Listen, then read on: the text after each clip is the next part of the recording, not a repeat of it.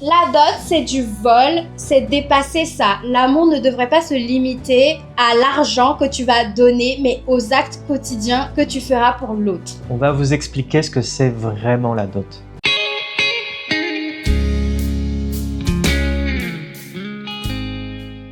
C'est ce message vraiment qui nous a poussé à faire cette vidéo pour vous expliquer en détail ce que c'est que la dot et ce que cela signifie. Alors déjà, la dot, qu'est-ce qu'on fait? Qui paye la dot de qui? On paye qui la reçoit? C'est l'homme, chez nous en tout cas, en Afrique en général, c'est l'homme qui paye la dot à la famille de la fille en fait, au chef de famille en général. Le chef de famille, c'est pas seulement le père, ça dépend vraiment des familles. Mais par exemple, si le père de la fille ne vit plus, ça va être l'oncle. Mais en général, on paye d'homme à homme, c'est-à-dire le marié, comme c'est un homme, il paye à l'homme de la famille qui est le chef. L'oncle, le cousin, mais qui est le chef de la famille en fait. Et du coup, tu dis qu'on paye. Oui. C'est uniquement de l'argent? C'est beaucoup d'argent ou c'est des cadeaux? Normalement, la dot dans la tradition, chez nous par exemple au Côte d'Ivoire, dans mon ethnie qui est à Caen, c'est 5 francs CFA. C'est vraiment rien, hein. 5 francs c'est 0,00 je sais pas combien d'euros. Donc c'est rien du tout. Donc pour te dire, c'est super symbolique. Et d'ailleurs, cette pièce-là, quand le marié donne à la famille de la fille, ils enterrent cette pièce, ils l'utilisent même pas. Donc autant vous dire, de base des bases, la dot c'était vraiment symbolique, c'était pas l'argent. Et ensuite, il faut rajouter des petits cadeaux à côté parce que oui, il faut offrir des cadeaux à la mariée. C'est comme quand tu te maries, même en Europe, en France, bah, tu offres un petit cadeau à ton mari ou à ta fiancée et tu lui offres un bijou, des trucs comme ça. Et c'est pareil, la dot, tu rajoutes des petits cadeaux par-dessus les 100 francs.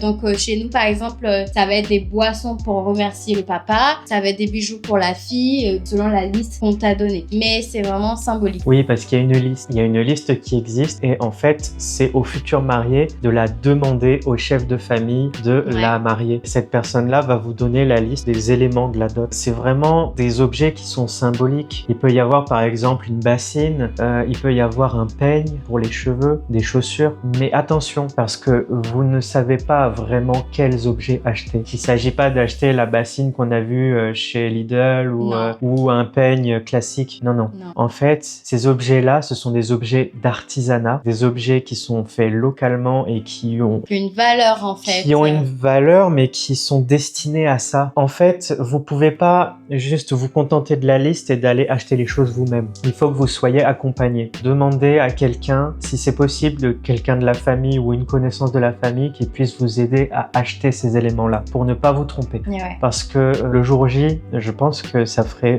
rire. Ouais. En fait, vous imaginez pas, même les bouteilles de gin, c'est pas n'importe quelle bouteille de gin. Il faut les bouteilles de gin avec les petites pièces dessus qui sont dessinées. C'est une marque très particulière de gin. Mais tout ça parce que ça a une symbolique derrière. Il y a toute une signification autour des objets que vous achetez. Ouais. Donc surtout, faites-vous accompagner pour l'achat des objets. Moi, si j'étais seul au marché pour les acheter, je pense que j'aurais fait n'importe quoi. Pour ce qui est de la liste, en vrai, ça dépend vraiment du pays. Ça dépend aussi des familles. Ça dépend de l'ethnie de la fille. Mais en général, la liste, elle n'est pas très longue. Hein. Et comme je disais, c'est pas des objets super chers. Faut juste les acheter dans des marchés artisanaux. Mais nous, on va vous donner notre exemple de liste qui est la liste des Akans en Côte d'Ivoire. Alors, la liste que j'ai reçue, Et ouais. à titre indicatif, alors, de la liqueur, principalement. Je vais pas vous donner le nombre de bouteilles, mais... Ouais, ça dépend en fait des familles. Ils peuvent dire 10 bouteilles, 5. C'est les familles qui décident en fait. C'est ça. Donc, il y a de la liqueur de gin pour les fiançailles, pour la belle-mère, parce qu'en fait, les cadeaux vont à différentes personnes. Ouais. Pour la belle-mère, il y aura des pailles wax, rouleau de tabac, une paire de chaussures abodjé. Et ouais, ça c'est les chaussures traditionnelles. Chaussures traditionnelles, un foulard. Pour le père, un pagne adingra ou kinte, paire de chaussures abodjé, rouleau de tabac. Pour la grande famille, celle de cuisine, liqueur, du vin, de la bière, des sodas et un gigot de gibier. Voilà. Voilà. Et par contre, je tiens à préciser que la liste, si il y a certaines choses que tu n'as pas trouvées, tu peux donner... Il y a une compensation financière si jamais vous n'avez pas trouvé un objet. Ouais. La belle famille vous demandera une compensation financière. Au prix de l'objet qui manque. Au prix de l'objet qui manque. Ensuite, pour la mariée, un pine wax hollandais, un pine wax ordinaire, un pine ordinaire, une paire de chaussures de sortie, une paire de chaussures pour la maison, une paire de chaussures pour aller au champ. Voilà. au cas où, hein, j'irai au champ, vous voyez. Un foulard, un cache-sexe. Alors, tu auras le loisir d'expliquer ce qu'est un cache-sexe. Alors, un cache-sexe, vous savez, à l'époque, les femmes n'avaient pas des serviettes hygiéniques jetables. Donc, en fait, le cache-sexe avait pour objectif, du coup, pendant tes règles, d'utiliser ça. Et ensuite, tu lavais et tu réutilisais, en fait. Donc, ça, le marié doit offrir à sa femme, en fait. Chaînes et bijoux, du talc. Pour mettre sur le cou. Parce que oui, le talc a beaucoup de symboliques. L'une des symboliques, par exemple, c'est que quand tu mets du talc sur toi après t'être douché, ça veut dire que t'es propre, tu sens bon. De l'eau de Cologne, un peigne. Et ouais, il est là mon peigne. Il est en bois, je sais pas si vous voyez bien. Il est en bois artisanal. C'est vraiment très symbolique ça pour moi. Ça me rappelle que je me suis mariée avec toi et que tu m'as offert ça. Et pour nous, en fait, cet objet-là, le peigne, c'est un objet qu'on a envie de transmettre à nos enfants et que eux transmettront aussi par la suite parce que c'est un objet qui a beaucoup de valeur mais qui symbolise aussi beaucoup de choses et c'est important que les futures générations savent d'où ils viennent. Et ouais, donc ça, c'est pour moi une symbolique. J'adore. Un miroir, et oui. Une natte, une bassine, un seau métallique et des frais divers qui regroupent tout ce qui aurait pu être oublié. Exactement. Donc en fait, pour vous réexpliquer un peu, si vous avez marqué, tous ces objets-là, c'est des objets qui vont servir la mariée au quotidien ou qui vont servir la belle famille au quotidien. Le sel, par exemple, ça va servir pour cuisiner. La boisson, quand tu reçois quelqu'un chez toi, t'as une boisson pour partager. La mariée, elle a un cache-sexe pour ses règles, elle a un peigne pour ses cheveux afro, elle a des bijoux quand elle va mettre pour sortir, des chaussures. Mais vraiment, c'est des objets qui sont des cadeaux qui aident en fait à la vie quotidienne. Bon, par exemple, moi, j'ai une bassine pour aller au champ. Je le fais pas, mais à l'époque, les femmes allaient au champ aider leur mari au champ. Et aussi, ce qu'il faut savoir, c'est que les pagnes que vous allez offrir, ils vont accompagner le couple pendant toute sa durée. Les pagnes, c'est quelque chose de sérieux. En fait. Eux aussi, c'est des objets qui sont ensuite transmis, etc. dans la famille. Et puis, par exemple, un pagne, tu peux porter ton bébé dans le pagne, vous voyez, pour recouvrir le bébé. Quand il est petit, il fait froid, tu peux mettre le pagne sur lui, tu peux faire coudre le pagne pour le porter comme nous, ce qu'on a aujourd'hui. Là, c'est l'une de nos tenues de dot qu'on a mis aujourd'hui, mais tu peux coudre le pagne en vêtements. Donc, c'est vraiment des choses utiles, quoi, au quotidien. Là, on a un exemple de foulard, par exemple. C'est trop beau, hein, ce foulard. Ça, c'est l'un des objets avec le peigne que Lucas a donné pendant ma dot. Ça, par exemple, c'est pour me recouvrir la tête. Vous voyez, pour attacher le foulard et tout. C'est très joli. Moi, je l'emmène partout, ce foulard-là. Donc, vraiment, c'est super utile. Même étant en France, n'ayant même pas besoin de ces objets-là, pour moi, c'est tellement important parce que ça me rappelle tous les jours que quelqu'un m'aime quelque part et qu'il est venu demander ma main à mes parents. C'est vraiment une fierté. Tous ces objets-là, ils sont aussi demandés dans le cas d'une rupture. Oui, alors... Bon, rassure-moi, tu vas pas rompre parce que tu veux tes objets. Parce que je les aurai plus. Hein. Alors, non, je te laisse le peigne, le foulard, t'inquiète pas. Alors, ça dépend des familles. Encore une fois, ça dépend des ethnies, etc. Chez moi, par exemple, ça ne se fait pas. Mais il y a des familles, il y a des ethnies aussi. Lorsque le mari veut quitter la femme, il peut redemander ses cadeaux, en fait. Voilà. Chacun fait comme selon sa tradition, mais chez nous, ça se fait pas. Par contre, dans mon ethnie à moi, chez les Aïnis, en général chez les Akans, je pense, le jour où on se sépare, il faudra que ma famille retrouve les 5 francs qu'ils ont enterrés pour toi. Et s'ils ne retrouvent pas ces 5 francs, c'est que votre union n'est pas faite pour être brisée. Et donc, ils vont tout faire pour vous réunir. Tu vois ce que je veux dire? Donc là, dis-toi, les 5 francs, je sais pas où il a mis mon oncle. Il l'a enterré je sais pas où. Ça veut dire que le jour où tu veux te séparer de moi, en fait, va chercher les 5 francs dans la cour, en fait. Si tu l'as pas trouvé, tu restes avec moi. C'était dans son petit-déj, non, il l'a bu. Je sais pas, il a dû mettre dans... Enfin, je sais pas où, mais franchement, tu le trouveras pas, à mon avis, les 5 francs. Donc vraiment, il y a que les 5 francs qu'on rembourse chez moi, par exemple. Voilà. D'accord.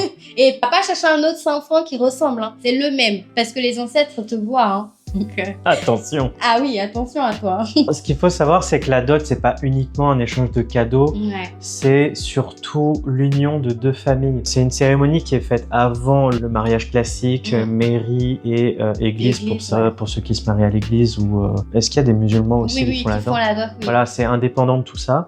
C'est comme une cérémonie de fiançailles. Mais en fait, c'est ce qui unit les deux familles. C'est le jour où le futur marié va voir la famille de la future mariée mariés pour leur dire, voilà, j'ai vu votre fille et c'est elle que j'ai envie d'épouser. Et là, en fait, le chef de famille va vous répondre. Et ça, c'est la première partie. Et après, il vous donne la liste justement de cette dot, la liste des cadeaux. Vous allez amener ces cadeaux le jour J, le jour de la dot, et ces cadeaux seront présentés devant le chef de famille et celui-ci dira si oui ou non il les accepte en l'état. Et si la dot est complète, dans ce cas-là, après de nombreuses négociations, le chef de famille accepte de vous présenter sa fille. Voilà, et il donne la main en fait de la fille. Mais dites-vous qu'en fait, cette liste qu'il vous fait, c'est pour vous guider en fait aussi, parce qu'il faut pas non plus ramener n'importe quoi. Et aussi c'est symbolique dans le sens où la famille a élevé cette fille. Si aujourd'hui tu viens l'épouser, c'est que quand même tu aimes bien ses valeurs, tu aimes bien son éducation, tu aimes bien la personne qu'elle est. Donc en fait, ramener ces cadeaux-là, c'est aussi un moyen en fait de leur dire merci pour la personne qu'ils ont construit en fait. La dot, il y en a beaucoup, on voit, ils disent que c'est pour acheter la femme. Ouais. C'est pas ça l'idée de la dot, c'est pas ça la philosophie derrière. La dot, c'est pas pour acheter la femme, c'est vraiment pour être reconnaissant vis-à-vis d'elle et de son éducation, les remercier, mais c'est aussi et surtout pour unir les deux familles. Les unir, mais aussi de manière mystique. C'est unir les deux familles, mais... Et leur lignée, du coup. Et leur lignée par rapport aux ancêtres, etc. Donc c'est bien plus profond que juste... Matériel. Ouais. Véritablement. Ouais. Parce qu'en soi, quand tu t'épouses quelqu'un, bah, tu vas te lier à lui, vous allez faire des enfants. Et donc, vos lignées vont se croiser. Et la dot, en fait, c'est vraiment d'inviter tout le monde, les grands-parents qui sont décédés, etc. Les inviter parce que oui, pendant la cérémonie, ils versent de la boisson. Et chez nous, quand tu verses de la boisson sur le sol et que tu interpelles un esprit, c'est vraiment les esprits des défunts. En fait, on dit qu'ils sont présents et ils sont en union avec vous. Et donc, ils vont venir s'aligner avec l'autre famille et leurs défunts pour pouvoir sceller quelque chose. Et ça va sceller vraiment toute votre lignée derrière, les enfants que vous allez faire et tout. Donc, c'est vraiment très profond, quoi. C'est pour ça, si jamais vous allez au pays, que vous voulez faire la dot avec votre fiancé, sachez une chose, c'est que c'est quelque chose de très important pour les familles. En fait, c'est vraiment vu comme le mariage. Ouais. C'est ça qui concrétise pour eux le mariage. Donc, c'est pas quelque chose non plus à prendre à la légère. Non. C'est quelque chose qui a été mûrement réfléchi parce que vous impliquez vraiment votre famille et leur famille. C'est vrai qu'il y en a, ils prennent beaucoup à la légère, ils sont en mode « Oh, mais j'ai juste à lâcher 100 € et c'est bon. » Non, c'est pas dans ce sens-là. Vous pouvez même venir à une dot sans rien. Et si vraiment vous venez pour parler, pour exprimer votre amour pour votre futur fiancé, bah en fait, la famille, elle peut accepter, hein, dites-vous. Hein. Parce que pour eux, c'est vraiment la démarche de venir les remercier. C'est ça, en fait. Et alors, la dot, elle est organisée par qui? C'est la famille de la fille qui organise, parce que c'est la famille de la fille qui reçoit le marié, en fait, pour montrer ce qu'ils ont transmis à la fille en termes de préparation de la nourriture. Tu vas manger leur nourriture, donc tu vas voir ce que ta femme sait faire. Voilà, c'est un avant-goût avant votre mariage, parce qu'il faut savoir qu'avant la dot, normalement, les fiancés ne doivent pas vivre ensemble. Donc, c'est que tu l'as croisé où, je sais pas où, mais t'as jamais vécu avec, on va dire. Ça, c'est la théorie, mais bon, il y a la pratique et les obligations de la vie derrière, mais voilà. Donc, en fait, c'est la famille de la fille qui reçoit, qui va tout préparer, la cuisine, la déco. Le marié paye aussi l'organisation parce que ça coûte un peu cher. Donc, c'est l'organisation qui est faite par la famille de la future mariée. Ouais, c'est ça. Et le marié, lui, il a juste à venir avec sa liste là et venir tout donner. Et une fois que tout est bon, bah, la famille accepte de donner la main. Et ensuite, il y a des ethnies même, le jour même de votre mariage, ils font les valises de la fille et ils partent avec la fille chez toi. Ils ramènent les bagages de la fille avec elle, du coup, pour l'emmener chez toi. Pour dire, bah la voici, en fait. T'es venu demander ta main, et bien la voici. Génial. C'est trop bien. Ils ont même pensé à la logistique. Ouais, c'est ça. Imagine s'ils devaient venir en France pour ramener mes bagages. Ouh là là, ça allait coûter cher le billet. Hein. Après tous ces cadeaux, après ces problèmes logistiques, comment la dot est célébrée? Comment est-ce que finalement on fait la dot? C'est la rencontre de deux familles. C'est la rencontre de la famille du marié avec la famille de la mariée. Et ça se fait en général dans un lieu privé qui appartient à la famille de la fille parce que la dot ne se fait pas en extérieur. Non. Quand je dis la dot, c'est la cérémonie de la dot. Après, il y a la fête. Mais ce sont deux choses différentes. Ouais. Moi, au début, je comprenais pas. Deux choses différentes. La cérémonie de la dot se fait exclusivement de manière privée avec les deux familles. Et c'est là où il y aura des discussions. La famille du marié est représentée par une personne, un peu comme un avocat. Et la même chose du côté de la famille de la mariée. Et ces personnes-là vont échanger. La personne qui va parler en notre nom va parler souvent dans la langue en fait de la famille et il nous traduit ensuite, etc., etc. Il y a des négociations. Mais ce qu'il faut que vous sachiez, pour l'avoir vécu, c'est un peu stressant au début, il faut que vous compreniez que c'est comme une pièce de théâtre. Rassurez-vous, c'est comme une pièce de théâtre. Les personnes sont là pour faire cet échange, mais c'est aussi un jeu. Il faut pas prendre tout au sérieux. Moi, le jour de ma dot, en fait, ils ont dit quoi? Ils ont dit qu'il fallait faire venir un hélicoptère et qu'il fallait participer aux frais. Enfin, voilà, c'est ubuesque. Ouais. Mais c'est ça qui est amusant, en fait. De toute façon, on vous a posté une vidéo là, vous allez voir, on a tout montré, tout, vous allez voir. Mais c'est un moment vraiment qui est intéressant culturellement, mais qui est aussi amusant. Donc ne stressez pas, c'est pas la peine, c'est vraiment un jeu entre les deux familles et c'est vraiment un bon moment, c'est très sympa.